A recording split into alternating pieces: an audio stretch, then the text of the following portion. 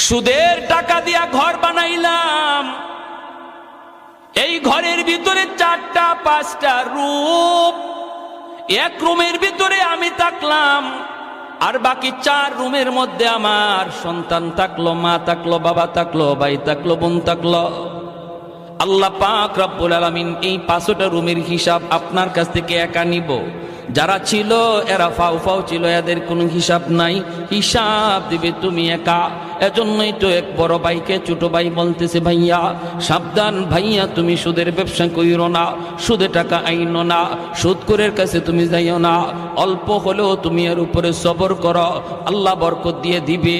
বড় ভাই কই চুপ থাক, তুই মাদ্রাসায় গেছো মাত্র, এখনই পণ্ডিতি কইরো না, এখনো কিন্তু বড় হুজুর হও নাই, চুপ কর, তুই বেশি কথা বলবি না। ছোট ভাই বলতেছে, ভাইয়া ও ভাইয়া তোমার হিসাব কিন্তু কেউ দিবে না, কেউ দিবে না, হিসাব শুধু তুমি একা একাই দেওয়া লাগবে। বড় ভাই কয় কস কি তুই, আমি কষ্ট করে করে আইনা সবাইরে খাওয়াইলাম, আমার বিপদের সময় কেউ দাঁড়াবে না। কয় না, ভাবিও তোমার বিপদের সময় দাঁড়াবে না, ভাতিজাও তোমার বিপদের সময় দাঁড়াবে না, আব্বাও তোমার বিপদের সময় দাঁড়াবে না, আম্মাও দাঁড়াবে না, আমি তো দাঁড়াইমু না। ওই বড় ভাই কয় কস কি তুই, মাসের মাস তোরে বেতন দিই আমি? কয় যত বেতনই দেও, বিপদে যখন পড়বা আমি নাই। বড় ভাই কয় কস কি, আমার বউ? বলে বউ না। কয় দূর হর, আমি এত কষ্ট করে ফালতেছি, আমার বিপদে দাঁড়াইবো না। কত দুনিয়াতে পরীক্ষা করবা?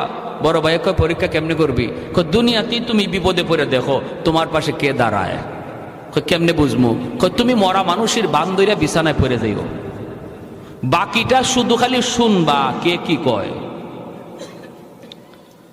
আচ্ছা ঠিক আছে।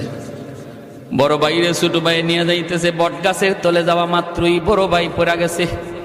ছোট ভাই বড় ভাইরে লাশ বানায়া বাড়িতে আইনা কান্না শুরু করছে, আব্বা ও ভাবি ও মা, কিরে কি হয়েছে? কই ভাইয়া মইরা গেছে। কেমনে? কয় জানি না। বট গাছের তলে যাওয়া মাত্রই দেখা যায় ভাইয়া মাটিতে পড়ে গেছে।